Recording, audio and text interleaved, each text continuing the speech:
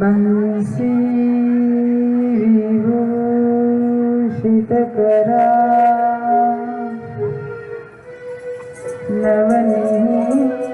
नवनीरनाभा पीताम्बरा अरुणबिम्बफलाधरो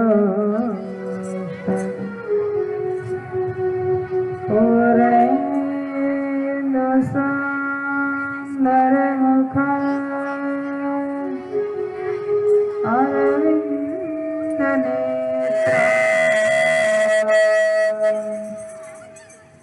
कृष्णात् परं किमपि तत्त्वमहं न जाने। वर्णिवेशरमणीयदर्शना मन्दहासरुचिराननाम्बुजम् पूजितां सुरनरोत्तमैर्मुदा धर्मनन्दनं विजयते। ओम नमो अवतारिणे श्री स्वामिनारायणाय नमो नमः।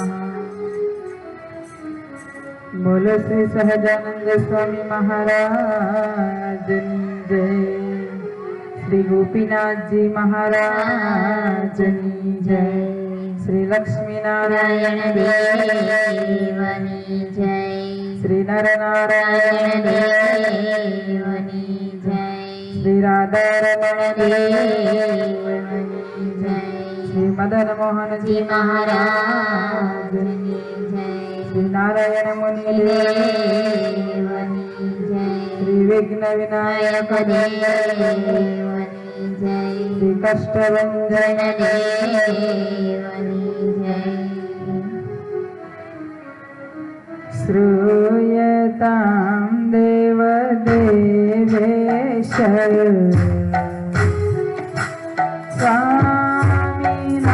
स्वामिनारायण प्रभु। श्रूयतां देव देवेश स्वामिनारायण प्रभु। श्रूयतां देव देवेश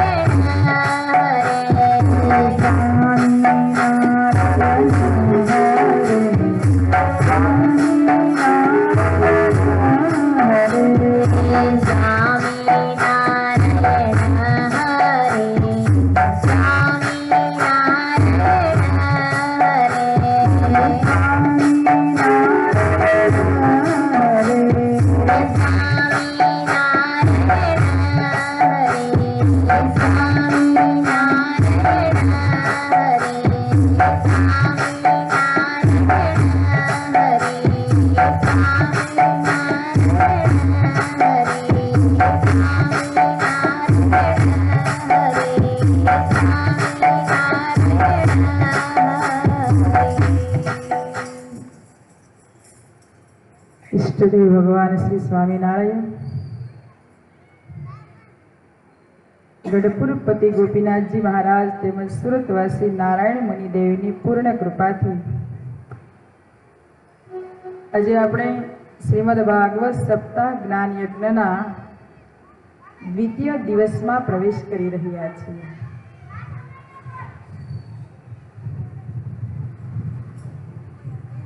ભાગવતજીના મહાત્માની કથા આપણે સાંભળી. ભાગવતજીના પ્રાગટ્યની કથા શૌનક મહર્ષિને સુત પુરાણીએ સંભળાવી અને સુત પુરાણીને શૌનક ઋષિએ એવું કીધું કે અમે એવું સાંભળ્યું છે કે પરીક્ષિત મહારાજને એક આસને બેસીને 7 દિવસ સુધી ભાગવતજીની કથા સાંભળવી પડી અને કોઈ ઋષિનો એને શ્રાપ થયેલો અને શ્રાપના નિમિત્તે એને 7 દિવસ સુધી એક આસને શ્રીમદ ભાગવતની કથા સાંભળી.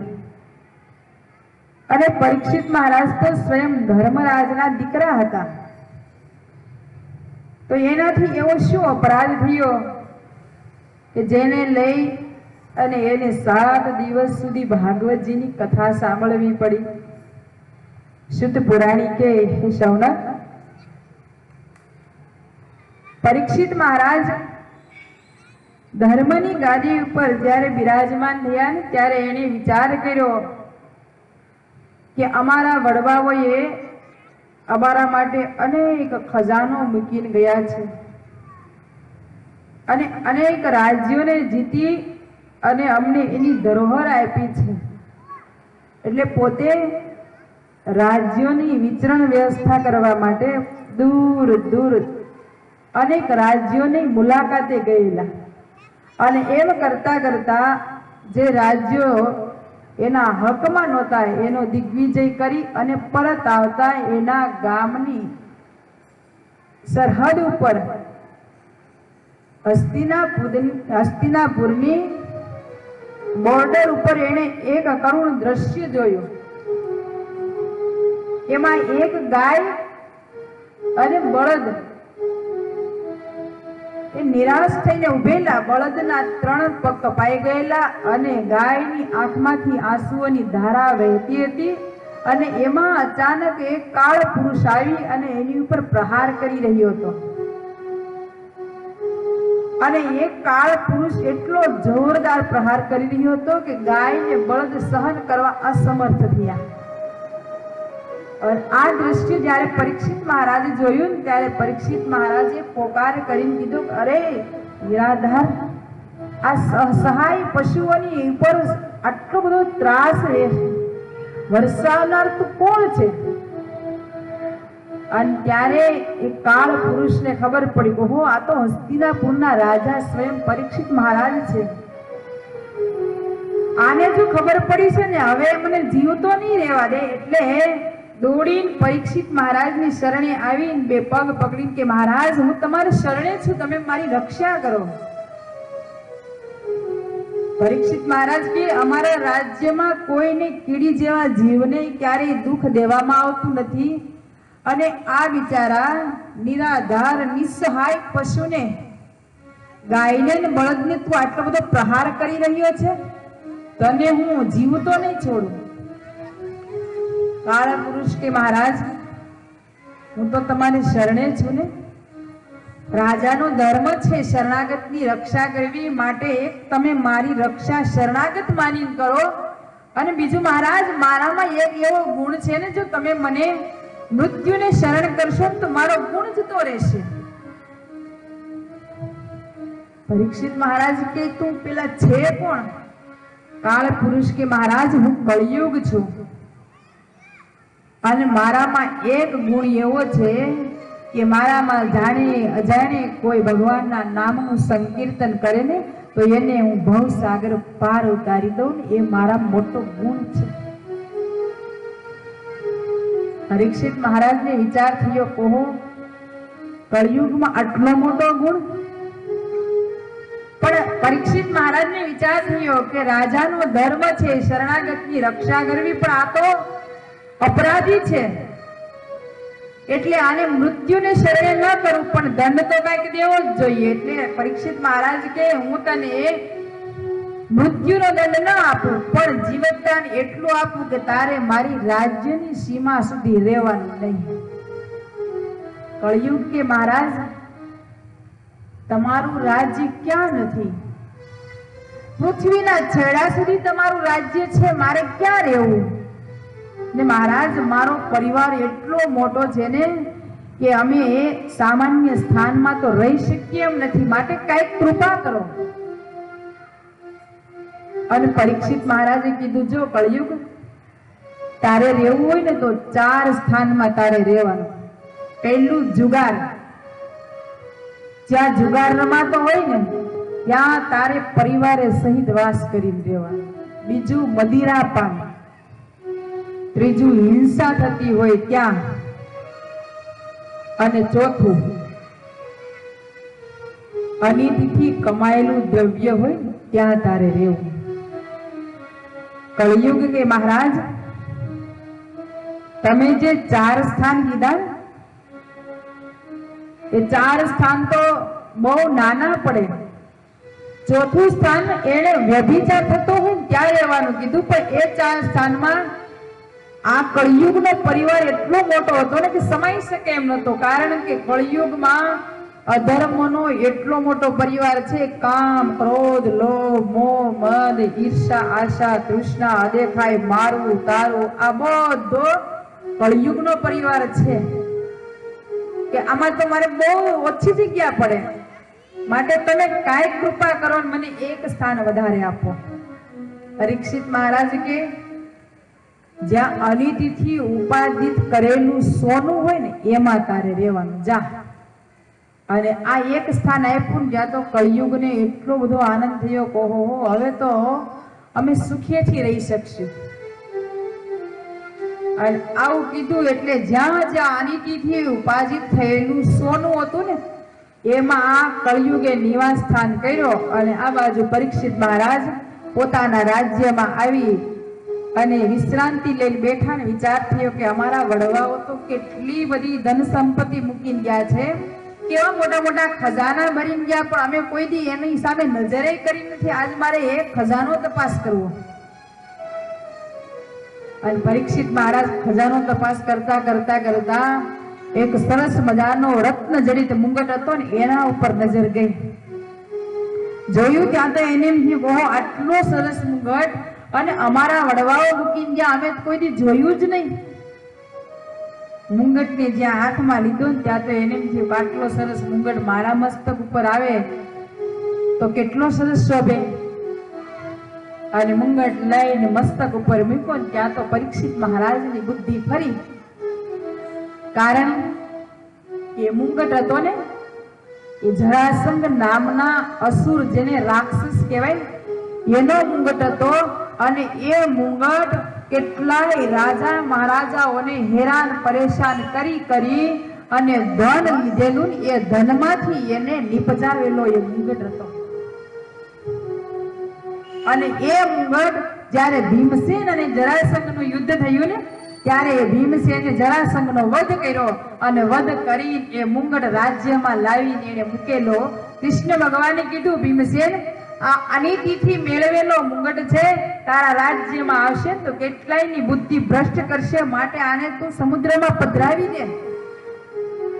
રાજ્યમાં લઈ જવું એ હિતાવહ નથી, કારણ કે અનિતિનું ઉપાર્જિત થયેલું દ્રવ્ય ઘરમાં આવે ને તો એ ઘરમાં એ કેટલાયની બુદ્ધિને પરિવર્તિત કરી નાખે. આજ પરીક્ષિત મહારાજને એ મુંગટ જ્યારે મસ્તક ઉપર આવ્યો ને એટલે આપો આપ વિચારો વિપરીત થવા લાગ્યા. પરીક્ષિત મહારાજ વિચાર કરે કે અરે અમારા રાજાઓનો ધર્મ છે કે અમારે મૃગ્યા કરવી જોઈએ, અમે તો એવું કોઈ દિવસ કર્યું જ નહીં. અને મૃગ્યા કરવાનો વિચાર થયો. પરીક્ષિત મહારાજ તૈયાર પણ થયા. સ્વામિનારાયણ ભગવાને એવું કે જીવનમાં આપણે જે કાંઈ વસ્તુનો ઉપયોગ કરીએ, જે કાંઈ સંપત્તિને વાપરીએ, જે કાંઈ આપણા ઘરમાં ઘર વખરીને વાપરીએ ને તો એને પેલા પ્રસાદીની કરી ભગવાનને ચરણે એને સમર્પિત કરી પ્રસાદીની કરી પછી વપરાય. કારણ કે એ તમારા ઘરમાં જે વસ્તુ આવી હોય, સંપત્તિ આવી હોય, પૈસો આવ્યો હોય ને એ કેટલી જગ્યાએથી ફરી ફરીને આવ્યો હોય, તમને ખબર ન હોય આ કેટલાય પાપમાં સ્પર્શ થઈને આવ્યું હોય. માટે એને પવિત્ર કરવા માટે પરમાત્માનો સ્પર્શ કરાવવો એ અતિ આવશ્યક છે. આજે પરીક્ષિત મહારાજને મુંગટ મસ્તક ઉપર આવતા વિચાર બદલો, વિચાર બદલતાની સાથે પોતે મૃગ્યા કરવા ગયા. નહીતર ધર્મ રાજાના કુળમાં ક્યારેય કોઈને એક લેશ માત્ર દુઃખ થાય ને એવું આચરણ ક્યારેય કરેલું નહીં. આજે પરીક્ષિત મહારાજને મૃગ્યા કરવાનો વિચાર થયો. મૃગ્યા કરવા ગયા પણ કોઈ દિવસ એને ક્યારેય કરેલી નહીં. આખો દિવસ મૃગની પાછળ દોડીને પરસેવે રેબ જ થયા. એક પણ મૃગ હાથમાં આવ્યો નહીં. અંતે થાકીને પરેશાન થયા ને એટલે એને વિચાર થયો કે હવે જો ક્યાંક મને જળ મળે ને તો મારે થોડું જળપાન કરવું છે. નજર કરતા કરતા દૂર એક આશ્રમ ઉપર નજર પડી. અને જ્યાં જોયું ત્યાં તો એને આશ્રમ દેખાયો ને એમ થયું કે આશ્રમમાં જાઉં તો કોઈ સાધુ સંતો મને થોડુંક જળપાન કરાવે. અને પરીક્ષિત મહારાજ ત્યાં ગયા. પણ એમના આશ્રમમાં તો ઋષિ ધ્યાનમાં બેઠા. એને ખબર નહીં કે આ તો હસ્તિનાપુરના રાજા પધાર્યા છે. એ પરમાત્માના ધ્યાનમાં હતા. એને ખ્યાલ ન રહ્યો. પણ પરીક્ષિત મહારાજને એમ થયું કે મને આવતા દેખી અને આ ઋષિ અમથે અમથો ઢોંગ કરી ધ્યાનમાં બેઠા છે. એને ખબર નથી કે હું હસ્તિનાપુરનો રાજા છું, મારું સન્માન કરવું જોઈએ. માણસની બુદ્ધિ જ્યારે ભ્રષ્ટ થાય ને ત્યારે એને સાધુ પાસે સન્માન લેવાની ઈચ્છા થાય. આપણી સંસ્કૃતિ આપણને એવું શીખવાડે છે કે આપણે આંગણે કોઈ સાધુ સંતો આવે, આપણને ક્યારેય કોઈ માર્ગમાં સાધુ સંતો મળે ને તો આપણે એનું સન્માન સ્વાગત કરવું જોઈએ. પણ જ્યારે આપણી બુદ્ધિમાં પાપ ભળે ને ત્યારે આપણને એના પ્રત્યેથી સન્માન લેવાની ઈચ્છા થાય. સંતો બહુ સરસ મજાના મોટા મોટા કાર્યક્રમો કરતા હોય, મોટા મોટા કથાના મંડપો નાખી અને સરસ મજાના આયોજન કરતા હોય. પણ એમાં કોઈ વ્યક્તિએ કદાચ થોડી ઘણી સેવા કરી હોય, નામ ન લેવાનું હોય ને, તો કેટલું દુઃખ લાગી જાય. ધર્મના સ્થાનમાં અને ધર્મના ક્ષેત્રમાં આપણે જે કાંઈ સેવા કરીએ ને, એ માત્ર ને માત્ર આપણા જીવાત્માના કલ્યાણ માટે કરતા હોઈએ, અને એના માટે જ કરવી જોઈએ. કારણ કે જ્યાંથી આપણને પુણ્ય મળવાનું છે, આપણા બુદ્ધિના વિચારોને પવિત્ર કરવાના હોય, અને ત્યાં જ આપણે સન્માનની આશા રાખીએ તો એ સેવાનું આપણને ફળ ન મળે. આજે પરીક્ષિત મહારાજને આવી સ્થિતિ થઈ. એક સાધુના આશ્રમમાં જઈ અને એને સન્માનની ઈચ્છા થઈ, અને એટલો બધો રોષ પ્રગટ થયો, કરે આ સાધુઓ મારા આશ્રમમાં, મારા રાજ્યમાં રહી અને અમારું જ આપેલું ધન ખાઈ અને ભજન ભક્તિ કરે, અને છતાંય અમારું અપમાન કરે. મારે એને અપમાનનો બદલો દેવો જ જોઈએ એમ વિચાર કરીને આજુબાજુ નજર કરીને ત્યાં તો એક ભરેલો સર્પ પડેલો, અને સર્પને લઈ અને એ સંતના ગળામાં મૂકી અને રાજા ત્યાંથી રવાના થયા. રાજા પોતે ચાલતા ચાલતા પોતાના રાજમહેલમાં આવ્યા, અને રાજમહેલમાં આવ્યા અને મુંગટ માથેથી ઉતાર્યો. ત્યાં તો એના બુદ્ધિના વિચારો હતા ને આપો આપ પાછા ફરવા લાગ્યા. રાજા વિચાર કરે કે જે રાજાના આંગણામાં સાધુઓ આવતા ને સંતો આવતા ને, એ સંતોના પગ ધોઈને પાણી પીએ, એના આશીર્વાદથી આખું અમે રાજ્ય ચલાવતા, અને એ સાધુના આજે મેં અપમાન કર્યા. એના આશ્રમમાં જઈ અને મેં આટલું અઘટિત કાર્ય કર્યું. રાજાને પારાવાર પસ્તાવો થવા લાગ્યો. પણ હવે શું થાય? અપમાન તો થઈ ચૂક્યું. આ બાજુ એ ઋષિના દીકરાઓ હતા ને, એ બાજુમાં નદીમાં સ્નાન કરી રહ્યા હતા, અને ત્યાં સમાચાર મળ્યા કે તમારા પિતાશ્રીનું કોઈ રાજાએ અપમાન કર્યું છે. જ્યાં સમાચાર મળ્યા ત્યાં તો ઋષિ કુમારને એટલું બધું દુઃખ લાગ્યું, કરે અમે જંગલમાં રહીએ અને કોઠા બોરા ખાઈએ, ભગવાનનું ભજન કરીએ, અમે કોઈ દિવસ કોઈને નડતરરૂપ ન થઈએ, છતાંય લોકો અમારું આટલું ઘોર અપમાન કરે. અને જ્યાં આવું દુઃખ થયું ને, ત્યાં તો એની આંખમાંથી આંસુઓની ધારાઓ વહેતી થઈ. આ તો બાળક હતું. બાળકને એટલો બધો રોષ થયો ને, એને ત્યાં હાથમાં જળ લઈને સંકલ્પ કર્યો કે જેણે અમારું અપમાન કર્યું છે, મારા પિતાશ્રીનું જે શાપથી અપમાન કર્યું ને, એ જ સર્પથી આજથી 7મા દિવસે એનું મૃત્યુ થશે. આટલું કહીને જળ પૃથ્વી પર મૂકીને દોડતા દોડતા આશ્રમમાં આવીને જોર જોરથી રડવા લાગ્યા. બાળકનો રડવાનો અવાજ સાંભળી અને ઋષિ જાગ્યા. ઋષિએ જોયું ત્યાં તો પોતાનું બાળક સામે રડે છે. કે અરે બેટા કેમ રડે? તો કે પિતાશ્રી, આપણે જંગલમાં રહીએ અને અખંડ ભગવાનનું આરાધના કરીએ, કોઈને નડતરૂપ થઈએ નહીં, અને છતાંય લોકો આપણું અપમાન કરે. ઋષિ કે બેટા શું થયું? તો કે પિતાશ્રી, કોઈએ આવી અને તમારા કંઠમાં મરેલો સર્પ નાખ્યો. ઋષિએ જોયું ત્યાં તો એના કંઠમાં મરેલો સર્પ જેમ કોઈ ફૂલની પુષ્પની માળા ઉતારીને બાજુમાં મૂકે ને, એમ ઋષિએ એ સાપને ઉતારીને પોતાની બાજુમાં મૂકીને કે બેટા આમાં આપણું શું નુકસાન થયું? કોઈને બિચારાને કાંઈક એવા કોઈ વિચાર આવ્યા છે ને, તે એને લઈ અને મારા કંઠમાં મૂક્યો. મને એમાં કઈ નુકસાની નથી, એમાં આપણે એટલું બધું દુઃખ ન લગાડે.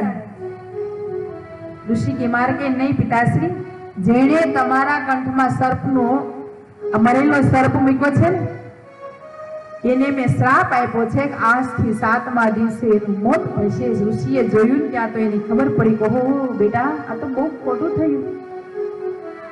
કે જે રાજાના છત્રની છાયા નીચે આખી પૃથ્વીની પ્રજા નિર્ભયથી જીવન જીવતી હોય ને, એ જ રાજાને બિચારાને કુવિચાર આવ્યો અને એને મરેલો સર્પ નાખ્યો, તે એને જીવતો શ્રાપ આપ્યો. આ તો બહુ ખોટું થયું. પણ હવે શું થાય? કેમ કે મુખમાંથી એકવાર શબ્દ નીકળી ગયા ને, એ પાછા વાળી શકાતા નથી. હવે આ શ્રાપ અપાઈ ગયો, એ મિથ્યા થઈ શકે નહીં. પણ હવે એ રાજાને આપણે ચેતવણી આપવી જોઈએ. એટલે પોતાના શિષ્યોને બોલાવીને કીધું તમે જલ્દી જઈ અને રાજાને સમાચાર આપો. શિષ્યોએ આવી રાજમહેલમાં રાજાને કીધું, મહારાજ,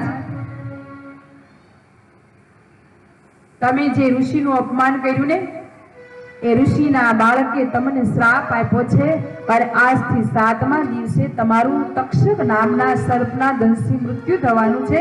માટે તમારે હવે તમારા જીવનું જે કલ્યાણ કરવું હોય ને કરી લ્યો. પણ રાજાને જ્યાં વિચાર આવ્યો અને આ સમાચાર મળ્યા ત્યાં તો એટલા રાજી થયા, કહું ભગવાને મારી ઉપર કેટલી કૃપા કરી કે જે ઋષિનું મેં અપમાન કર્યું છે, જે સાધુનો મેં અપરાધ કર્યો છે ને, એ અપરાધનો બદલો મને અત્યારે ને અત્યારે મળી ગયો. કેમ કે જે સાધુના આશીર્વાદથી અમે રાજ્ય ચલાવતા હતા, જે સાધુના ચરણ ધોઈને અમે અમારી જિંદગી વ્યતીત કરતા હતા, એ સાધુનો મેં અપરાધ કર્યો ને, એનો બદલો મને મળવો જ જોઈએ ને. આ બરાબર બદલો મને મળ્યો છે. અને આ સમાચાર સાંભળીને પરીક્ષિત મહારાજને એમ થયું કે હવે મારે રાજ્યમાં રહેવાય નહીં. હવે આ રાજ્યને છોડી અને ઋષિ મુનિઓની સાથે છેલ્લું જીવન વિતાવી અને ભગવાનની સાધના કરી લેવાય. પરીક્ષિત મહારાજે પોતાના પુત્રને બોલાવી અને પુત્રને કીધું, જો બેટા, આ રાજ્ય છે ને એ હું હવે તને સોંપીને હવે હું ભગવાનની આરાધના કરવા માટે જાઉં છું. પરીક્ષિત મહારાજે પોતાના પુત્ર જન્મે જઈને રાજ્ય સોંપી અને ગંગાના કિનારે આવીને 88,000 ઋષિ મુનિઓની પાસે બે હાથ જોડી અને મોક્ષની ભીખ માગી રહ્યા છે. પરીક્ષિત મહારાજ એક એક ઋષિની ચરણ વંદના કરીને કહે છે કે મહાત્માજી, આજથી 7મા દિવસે મારું મોત થવાનું છે. 7 દિવસમાં મારે મારા જીવાત્માનું કલ્યાણ કરવું છે. 7 દિવસમાં મને પરમાત્મા કેમ મળે અને મારા જીવાત્માનો મોક્ષ કેમ થાય એનો તમે મને રાહ બતાવો. પરીક્ષિત મહારાજ એક એક ઋષિઓને વંદન કરી પોતાના પ્રશ્નની રજૂઆત કરી રહ્યા છે. ત્યાં ઋષિ મુનિઓ કહે છે, કરે મહારાજ, તમારે 7 દિવસમાં મોક્ષ મેળવવો છે. અમે તો જ્યારથી સમજના થયા ત્યારથી અખંડ ઈશ્વરની આરાધના કરીએ છીએ, હજી અમને મોક્ષના એંધાણ નથી. અને તમારે 7 દિવસમાં મોક્ષ મેળવી લેવો છે.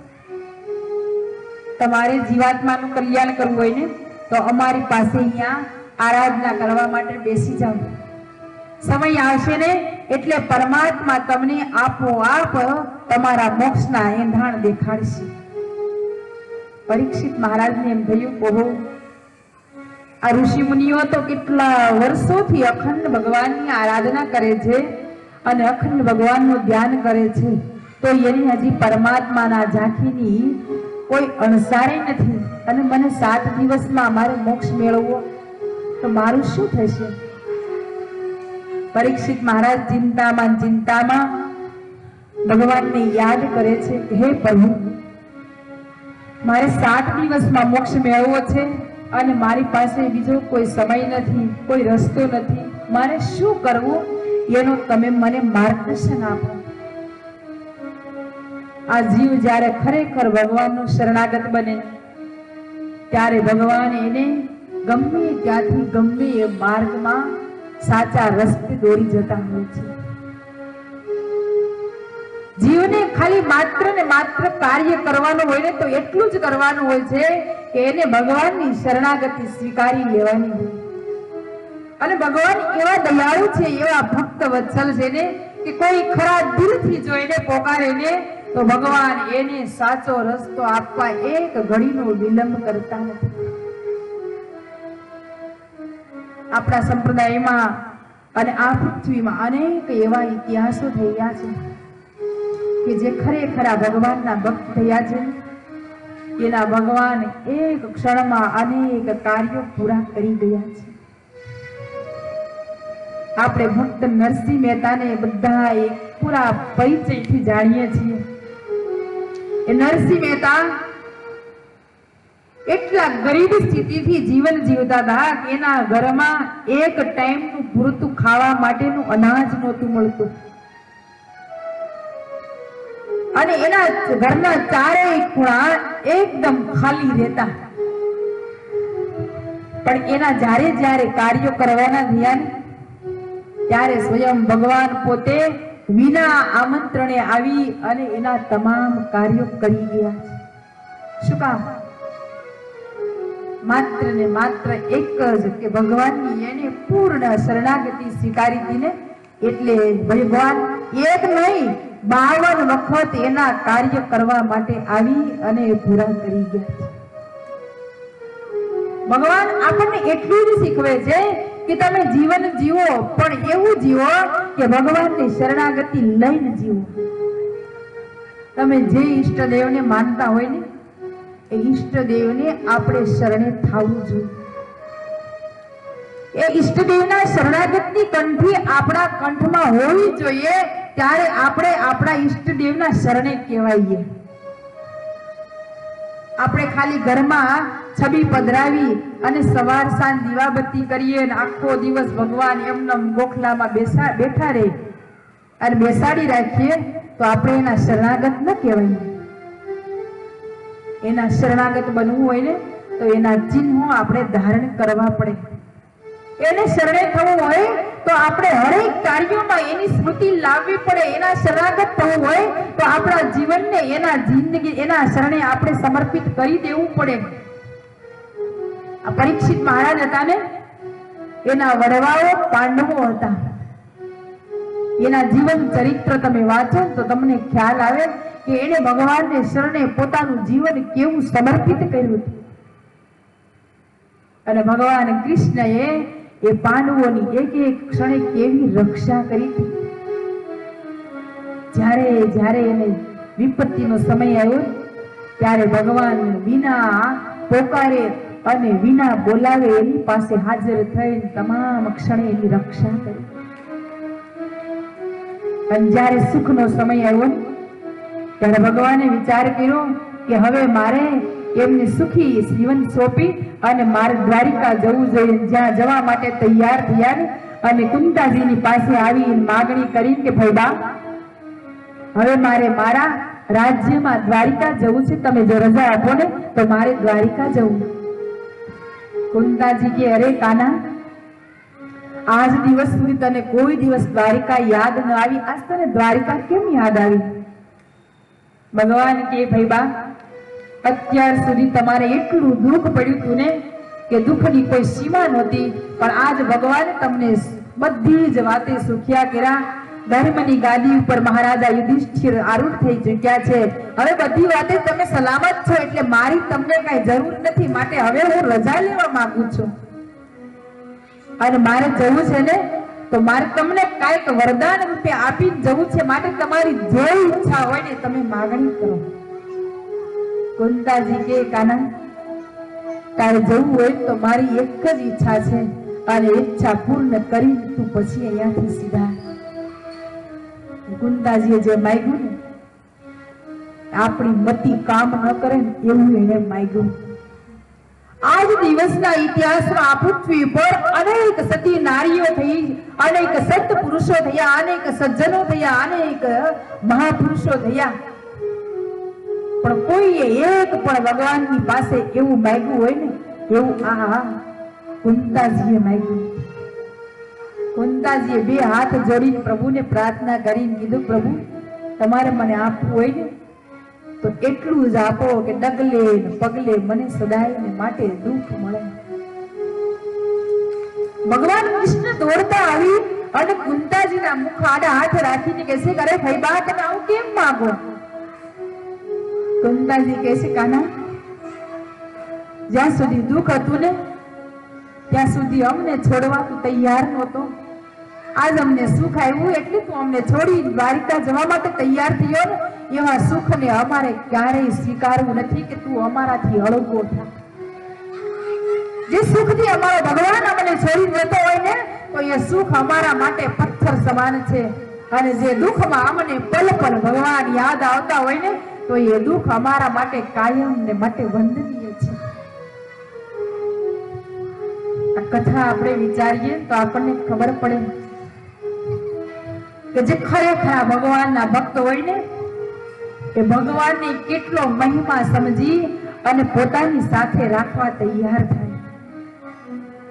આજ દિવસના ઇતિહાસમાં તમે એક પણ એવો ઇતિહાસ બતાવો કે જેણે ભગવાનને છોડી અને સુખને માગ્યું, સુખ દુઃખને માગ્યું હોય.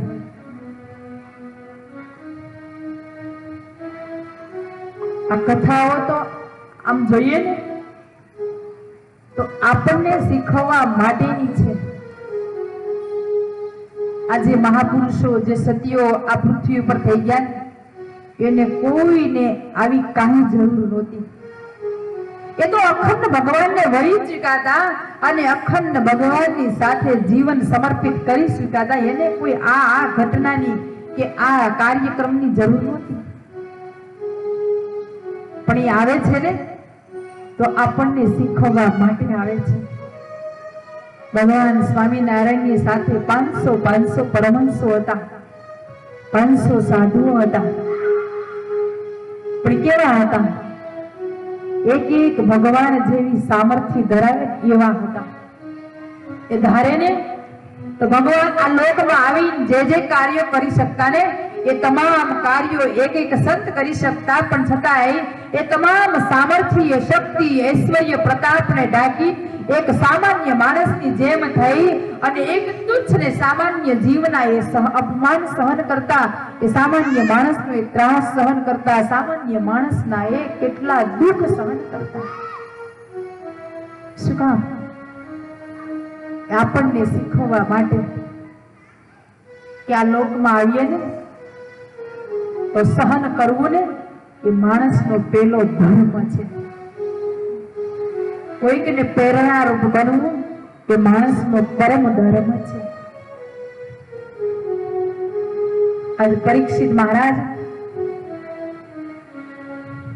મૃત્યુના કિનારે આવી અને ઋષિ મુનિઓને પ્રાર્થના કરે છે. કોઈએ જવાબ ન આપ્યો ને ત્યારે પરમાત્માની શરણાગતિ સ્વીકારી ભગવાનને પ્રાર્થના કરે છે કે હે પ્રભુ, આજે મૃત્યુને કિનારે બેસી અને મોક્ષની ભીખ માંગવા માટે તમારી આરાધના કરું છું. તમે મને કાંઈક રસ્તો બતાવો. અને સાચી શરણાગતિ સ્વીકારી પરીક્ષિત મહારાજ ભગવાનને પ્રાર્થના કરે છે ને ત્યારે ભગવાનની પ્રેરણાથી સ્વયં સુખદેવજી મહારાજ ત્યાં પધાર્યા છે. સુખદેવજી મહારાજે આવી પરીક્ષિતના મસ્તક ઉપર હાથ મૂકીને કીધું, બેટા પરીક્ષિત, તારે 7 દિવસમાં મોક્ષ મેળવવો છે ને? 7 દિવસમાં તો શું, ભગવાન એટલા કૃપાના સાગર છે ને, એટલા દયાના સાગર છે ને, ખરા દિલથી જો આપણે એને પોકારીએ ને તો 7મી મિનિટે આવીને આપણને મોક્ષ આપે ને એવા ભગવાન પરોપકારી છે. કારણ કે જેને જેને ભગવાનને આર્તનાથી સંભાળ્યા છે ને એના ભગવાને પરમ કલ્યાણ કર્યા છે. ભાગવતજીમાં ખટવાંગ નામના રાજાની કથા આવે છે કે મૃત્યુની આડી એને માત્ર ને માત્ર 2 ઘડી હતી. એને સમાચારમાં એને ખબર પડી કે હવે મારા મૃત્યુની આગળ 2 જ ઘડીનો સમય છે. 2 ઘડીમાં મારે મારા જીવાત્માનું કલ્યાણ કરવું છે, પણ 2 ઘડીમાં કેમ કરવું? પણ સુખદેવજી મહારાજ કે પરીક્ષિત, એને અંદરના આર્તનાદથી ભગવાનને પોકાર્યા ને તો 2 ઘડીમાં એને ભગવાનનું સ્મરણ કર્યું અને 2 ઘડીમાં ભગવાને એનું કલ્યાણ કર્યું ને એવી ભાગવતજીમાં કથા છે. માટે ભગવાનને સંભાળી, ભગવાનને શરણે થઈ અને ભગવાનની જો મહિમા યુક્ત સ્તુતિ થાય ને તો ભગવાન આપણું કલ્યાણ કરતા વાર લગાડે એવા ભગવાન નથી. પણ સુખદેવજી મહારાજ કે પરીક્ષિત, ભગવાન જો એવા સહેજે એને સરળતાથી મળી જાય ને તો આપણને એનો મહિમા ન રહે. માટે ભગવાનનો મહિમા સમજવા માટે ભગવાનની પહેલા કથા સાંભળવી જોઈએ. પરીક્ષિત મહારાજને જ્યારે સુખદેવજી મહારાજે કીધું ત્યાં તો પરીક્ષિત મહારાજ કહે છે કે તો ગુરુદેવ, એ ભગવાનનો મહિમા સમજાવવા માટે તમે મને ભગવાનની કથા સંભળાવો કે જે કથાના માધ્યમથી મને ભગવાનનો દિન પ્રતિદિન મહિમા વધતો રહે. અને પરીક્ષિત મહારાજને હવે સુખદેવજી મહારાજ ગંગાના કિનારે પરીક્ષિતની ભાગવતજીની કથા સંભળાવવા માટે તૈયાર થયા છે. અને સુખદેવજી મહારાજ પરીક્ષિત મહારાજને કહે છે કે હે પરીક્ષિત,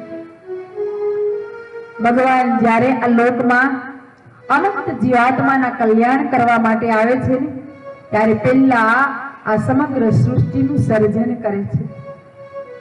અને સર્જનનું કાર્ય સ્વયં બ્રહ્માને સોંપે છે. ભગવાને બ્રહ્માને આ સૃષ્ટિનું કાર્ય સોંપ્યું. ત્યારે બ્રહ્માજીએ ભગવાનને કીધું, પ્રભુ, હું આપની આજ્ઞાથી કાર્યનો પ્રારંભ તો કરું, પણ આવડું મોટું કાર્ય છે ને, એ કર્યા પછી કદાચ મને અભિમાન આવી જાય, અને અભિમાન આવ્યા પછી કદાચ મારા જીવનું પતન થઈ જાય, તો મને તમે કઈ કૃપા કરીને વરદાન આપો કે આ કાર્ય કર્યા પછી મને અભિમાન ન આવે. બ્રહ્મા છે ને, એ આખી સૃષ્ટિના સર્જનહાર છે. આવડી મોટી સૃષ્ટિની રચના જો કોઈએ કરી હોય ને, તો એ માત્ર ને માત્ર બ્રહ્માજીએ કરેલી છે. પણ છતાંય એને કેટલો ડર હશે કે આવડું મોટું કાર્ય કર્યા પછી મને કદાચ અભિમાન આવી જાય, ને અભિમાન આવ્યા પછી મારા જીવનું પતન થઈ જાય. એટલે એને ભગવાનને પ્રાર્થના કરીને કીધું, પ્રભુ, તમે મને એવું વરદાન આપો કે મને અભિમાન ન આવે. ભગવાને એને તથાસ્તુ કહ્યું, તમે ગમે એટલું કાર્ય કરશો ને, તો તમને અભિમાન નહીં આવો. અને અભિમાન નહીં આવે ને, તો આ કાર્ય જેવું છે ને એવું શોભ છે. અને બ્રહ્માજીએ કાર્યની શરૂઆત કરી. એક પછી એક કાર્ય કરતા કરતા આખી સૃષ્ટિની રચના તૈયાર કરી. અને પછી બ્રહ્માજીએ કીધું, જો પ્રભુ, આવડી સરસ સૃષ્ટિની રચના કરી છે, હવે તમને બરાબર લાગે ને તો તમે એકવાર તપાસ કરી જાઓ. ભગવાન તપાસ કરવા આવ્યા. જોયું તો સરસ મજાની સૃષ્ટિ તૈયાર થઈ. અનેક પ્રકારના વૃક્ષો, વેલીઓ, વનસ્પતિઓ અને અનેક પર્વતો, નદીઓ, આવી સરસ હરિયાળી સૃષ્ટિ જોઈને ભગવાન કે, હો બ્રહ્માજી, તમે બહુ સરસ સૃષ્ટિની રચના કરી. અને આવડી સરસ સૃષ્ટિની રચના કરી, પણ આ બધી સ્થાયી છે, માટે તમે એવી સૃષ્ટિ કરો કે પોતે પોતાની રીતે કઈક વિહાર કરી શકે, વિચરણ કરી શકે. અને બ્રહ્માજીએ જ્યારે બીજી સૃષ્ટિની રચના કરી, એટલે પશુઓ, પક્ષીઓ, વનસ્પતિઓ, અનંત પ્રકારના તમામ જીવજંતુઓનું પ્રાગટ્ય કર્યું. અને સર્જન કર્યા પછી બ્રહ્માજીને એમ થયું કે હવે તો આ સૃષ્ટિ સરસ મજાની, અનેક પક્ષીઓ કિલકિલાટ કરે, કલરવ કરે, અને અનેક નવા નવા અવાજો કરે. હવે તો આ સૃષ્ટિ કેટલી હરિયાળી અને દિવ્ય થઈ ગઈ. એટલે ફરી ભગવાનને કીધું, પ્રભુ, હવે તમે તપાસ કરો. અને ભગવાન જોવા આવ્યા ને, ત્યાં તો બધા જ સરસ મજાના પક્ષીઓ અનેક પ્રકારના અવાજો કરી કિલકિલાટ કરે. ભગવાને વિચાર કર્યો, કહો, આટલી સરસ સૃષ્ટિની રચના કરી, પણ આ બધી નિરાધાર સૃષ્ટિ કહેવાય. કારણ કે બીજાના ઉપર આધાર રાખીને જીવે એવી આ સૃષ્ટિ કહેવાય. માટે હવે તમે એવું કંઈક સર્જન કરો કે પોતે પોતાની રીતે જીવન જીવી શકે. અને પછી બ્રહ્માજીએ માણસનું સર્જન કર્યું. માણસનું સર્જન કર્યું ને, એટલે એવા સર્જ્યા કે એમાં બ્રહ્માજીને બુદ્ધિ મૂકવાનું રહી ગયું. અને આખા વિશ્વમાં માણસો જ્યાં જુઓ ને ત્યાં બધા બુદ્ધિ વિના. અને બુદ્ધિ વિનાના માણસો ભેગા થાય એટલે શું થાય? આપણે ક્યાંક સમાજમાં થોડું ઘણું વિચરણ કર્યું હોય તો ખબર હોય કે મંદબુદ્ધિના બાળકો જ્યાં ભેગા થયા હોય ત્યાં કેવું વાતાવરણ હોય. એટલે બ્રહ્માજીએ સૃષ્ટિનું સર્જન કર્યું ને, એમાં માણસોનું સર્જન કર્યું, એટલે બધા બુદ્ધિ વિનાના કર્યા. પણ જુઓ તો આખા સૃષ્ટિમાં બધા જેમ ફાવે ને એમ, જ્યાં ફાવે ત્યાં વિવેક વિનાનું વિચરણ કરે. અને ભગવાન જોવા આવ્યા. ભગવાન કે, હું આ તો બહુ ખોટું થયું. આ બધા બુદ્ધિ વિનાના છે અને જ્યાં ત્યાં આટા મારે છે. આમાં કોઈને ખબર પડતી નથી કે જીવન કેવું જીવવું જોઈએ. એ ભગવાને કીધું કે બ્રહ્મદેવ, તમે આ સૃષ્ટિનું સર્જન કર્યું, પણ એવું કર્યું કે આમાં કોઈને પોતાની કઈ ભાન જ નથી. કઈક થોડુંક તમે આમાં કઈક વિવેક આવે ને એવું કરો. બ્રહ્માજી વિચાર કરે કે આખી સૃષ્ટિના માણસો હવે આ બધાની એક એકને સમજાવવા જઈએ, વિવેક આપવા જઈએ તો કેટલો સમય જાય? એટલે બ્રહ્માજીએ કથી કામ કર્યું, એક બહુ મોટો હોલ તૈયાર કર્યો ને એમાં બુદ્ધિ ભરી. પછી બુદ્ધિ એટલી બધી ઝાઝી ભરી કે જેટલા જોઈએ ને એટલા બધાને મળી રહે. પણ બ્રહ્માજીને આઈડિયા એવો આવ્યો કે આપણે બુદ્ધિ એક એકને દેવા જવાય નહીં, એટલે આખા વિશ્વમાં જાહેરાત કરીએ અને જાહેરાત કરીને બધાને કહીએ તમારે જેને જોઈએ ને બધા અહીંયા સત્ય લોકમાં બ્રહ્માજી પાસે બુદ્ધિ લેવા આવો. બુદ્ધિનું વિતરણ થાય એટલે કોણ ન જાય? આપણે અહીંયા કદાચ વિલાપ એવી દુકાન ખોલી હોય તો જાય કે ન જાય? કયો શું કામ? બધાના મનમાં એમ થાય કે આપણે કઈક થોડીક વધારે બુદ્ધિ આવી જાય તો આપણે થોડા હોશિયાર કહેવાય ને. એટલે આખા સૃષ્ટિના તમામ મનુષ્યો ગયા. બ્રહ્માજીને એમ થયું કે આટલા બધા આવ્યા છે અને આ બધાને એક એકને દેવા બેસીએ તો વાર લાગે, એટલે એને હોજમાં મોટો સાવરણો કરી હલાવી અને એ સાવરણાથી બધાને જાહેરાત કરી કે અહીંયા હોજની પાસે બધા લાઈનમાં પસાર થવા માંડો. અને એમાં સાવરણો પલાળી અને પછી એના છાંટણા રાખ્યા, એમાં જેને આમ પડ્યા એને પડ્યા, રહી ગયા એ રહી ગયા. એટલે આપણે કહેવતમાં નથી ઘણી વાર કહેતા, અને તમે બેનો બહુ કયો છોકરાનો વધો ને ત્યારે શું કયો આનામાં જ બુદ્ધિ છાંટો જ ન આવ્યો હોય. એ ક્યાંથી ન આવ્યો? સત્ય લોકમાં જ રહી ગયા. એટલે આવી રીતે બ્રહ્માજીએ બધાને બુદ્ધિ આપી એટલે બધા એટલું સરસ સુવ્યવસ્થિત જીવન જીવવા લાગ્યા. પણ જીવન જીવતા જીવતા થોડુંક વધારે બુદ્ધિ છાંટા પડી ગયા હોય ને ડાપણ વધી જાય. ઘણી વાર આવું બને કે આપણે આપણા જીવન પૂરતી સલાહ રાખીએ તો સારું કહેવાય, આપણું ડાપણ આપણા પોતા પૂરતી રાખીએ તો સારું. પણ ઘણી વખત કોક વિના કારણે આપણને કોઈ પૂછતું ન હોય ને વાત કરતા હોય ને તો આપણે ત્યાં વગર બોલાવ્યા ડાપણ કરવા જઈએ. અને બેનુંને તો આવી વધારે પડતી ટેવ હોય, કોઈ પૂછે ન પૂછે કોઈ વગર જોતી સલાહ દીધા જ કરે. કોઈ સાંભળે ન સાંભળે તો એનું સ્વિચ ઓન એકવાર થઈ ગયું એ થઈ ગયું, પછી બંધ કરવાનું કઈ ખ્યાલ જ ન આવે. એટલે બ્રહ્માજીને આવું જ થયું. માણસોને એટલી બધી બુદ્ધિ વધી ગઈ ને કે આયા તો એને પોતાના વ્યવહારમાં, સગામાં, સમાજમાં બધે વહીવટ કરવાનું વધી પડે. પછી એને એમ થયું કે આપણે બ્રહ્માજી પાસે જઈએ ને બ્રહ્માજી પાસે જવા લાગ્યા ને બધા કહેવા લાગ્યા, ઓ બ્રહ્માજી તમે કેટલી સરસ સૃષ્ટિ રચી, કેટલું સર્જન સરસ કર્યું, પણ આમાં થોડીક ભૂલ કરી. બ્રહ્માજી કે શું થયું? તો કે તમે જે આ સર્જન કર્યું ને એમાં માણસને આગળ પર આપ્યા ને પાછળ આપ્યા હોત ને તો રિવેશ કરવામાં સારું પડે. બ્રહ્માજી કે મેં જે કર્યું ને બધું બરાબર કર્યું છે, તમે તમારા કાર્યમાં વ્યસ્ત રહો, હું મારા કાર્યમાં વ્યસ્ત રહું. એકને વળાયો ને ત્યાં બીજો આવ્યો, બીજો આવીને કે હો બ્રહ્માજી તમે કેટલું સરસ કાર્ય કર્યું, પણ આમાં થોડીક ભૂલ કરી. બ્રહ્માજી કે શું? આગળ આંખો આપી પાછળ આપી હોત ને તો પાછળ કોક આમ અચાનક આવી ધક્કા મારી જાય ને તો ખબર પડે ને કે આ કયો માણસ હતો. બ્રહ્માજી કે આ તો બહુ માથા ભારે માણસો, અને આ એકને વળાવું ત્યાં બીજો આવે ને બીજાને વળાવું ત્રીજો આવે, આમ કરતા કરતા લાઈન ચાલુ જ રહી. બ્રહ્માજીને એમ થયું કે આ તો મને નવરાજ નહીં રહેવા દે. અને બ્રહ્માજીને આટલું કામ હતું ને તોય એને રોજ સવારે વહેલા ઉઠીને ભગવાનની પૂજા પાઠ કરવાની ને એ બધું નિત્ય નિયમ તો કરવાનું જ. આપણી જેમ નહોતું, આપણે બે કામ વધી ગયા હોય ને તો ભગવાનની પૂજા માળા ની બધું બંધ થઈ જાય.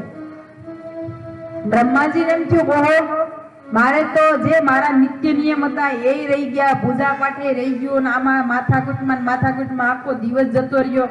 ભગવાનની પાસે આવીને કે પ્રભુ તમે જે મને કીધું ને એ પ્રમાણે મેં બધું જ કર્યું, પણ મારું જ કરેલું આજ મને નડતરરૂપ થયું, હવે મારે શું કરવું? ભગવાન કે શું થયું? અરે પ્રભુ મેં જે માણસો બનાવ્યા એમાં જેન બુદ્ધિ આવી ને વધી ગઈ ની પાછા મને જ સલાહ દેવા આવ્યા, અને એવી સલાહ દે ને મને આખો દી નવરાજ નો રહેવા દે. હવે મારે શું કરવું? ભગવાન કે તમે ચિંતા ન કરો, હું તમને જે વસ્તુ આપું ને તમે લઈ જાઓ, પછી તમારી પાસે જે આવે ને તમારે બધાને એક એક વસ્તુ આપી દેવાની. ભગવાન કે બાજુમાં લક્ષ્મીજી ઉભા, લક્ષ્મીજી કે સામે જોડી ટીંગાઈને લાવ. લક્ષ્મીજીએ જોડી આપી, ભગવાને એમાંથી એક એક વસ્તુ લઈને બ્રહ્માજીને આપી. એમાં કામ આપ્યો, ક્રોધ આપ્યો, લોભ આપ્યો, મોહ, મદ, ઈર્ષા, આશા, તૃષ્ણા, મારું તારું, આ બધું બ્રહ્માજીને આપ્યું. બ્રહ્માજી ક્યાં લઈ જાઓ, તમારી પાસે જે આવે ને બધાને એક એક પકડાવી દેજો. બ્રહ્માજી લઈને આવ્યા. રોજના ક્રમ પ્રમાણે માણસો ચાલુ થયા, લાઈન ચાલુ થઈ. બ્રહ્માજી બધાને એક એક આપ્યું. એ સત્યલોક માંથી લઈને આવ્યા.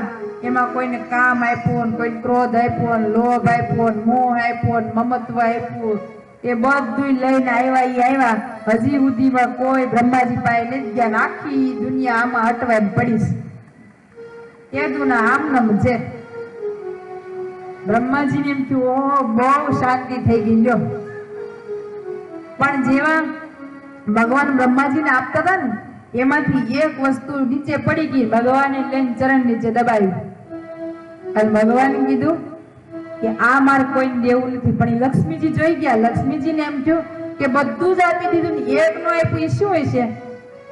લક્ષ્મીજીએ ભગવાનને કીધું પ્રભુ તમે બધું જ બ્રહ્માજીને આપ્યું પણ એક નું આપ્યું શું હતું? ભગવાન કે જુઓ દેવી, એક જે હતું ને એ શાંતિ નામનું તત્વ હતું અને એ મેં ચરણ નીચે દબાવ્યું. જેને શાંતિ જોતી હોય ને એને મારે શરણે આવવું જોઈએ.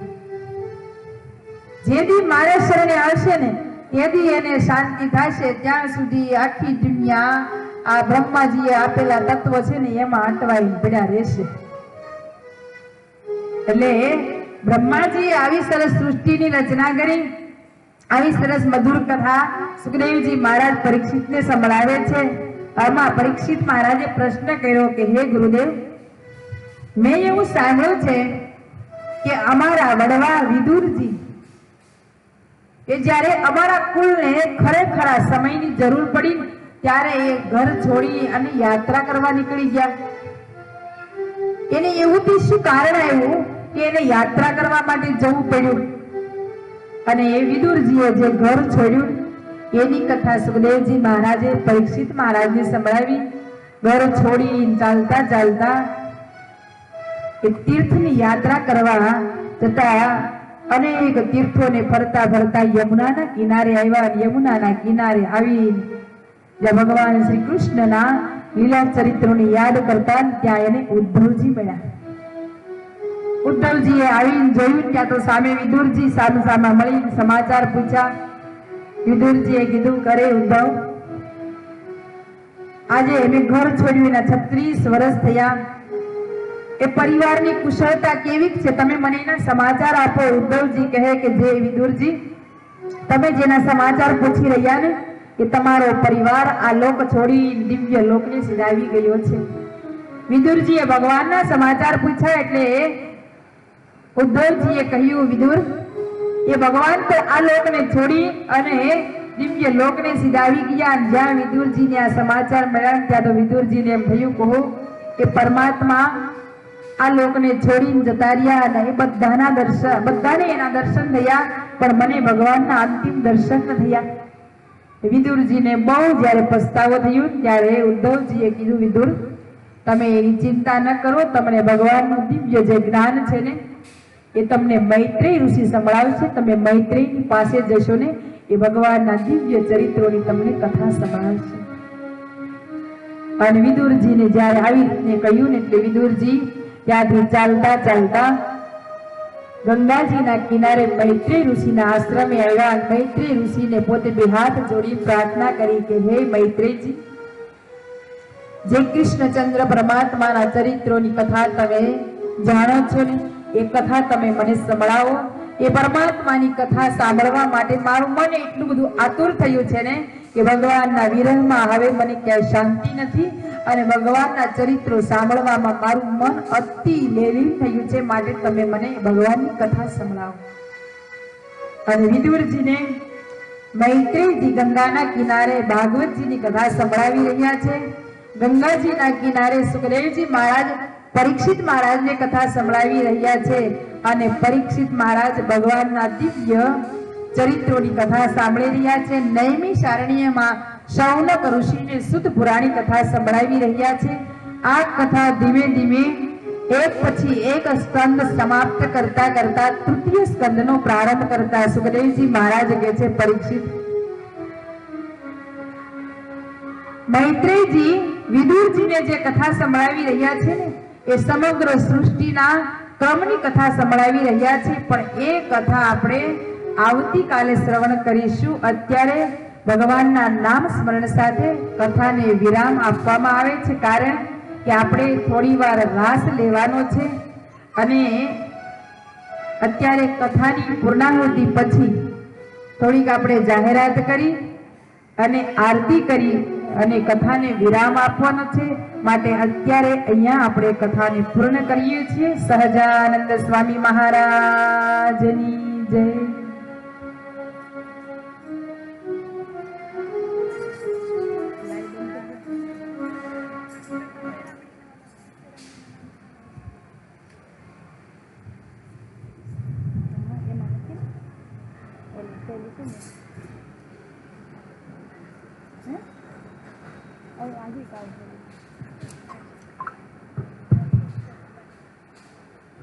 ખૂબ ધન્યવાદ.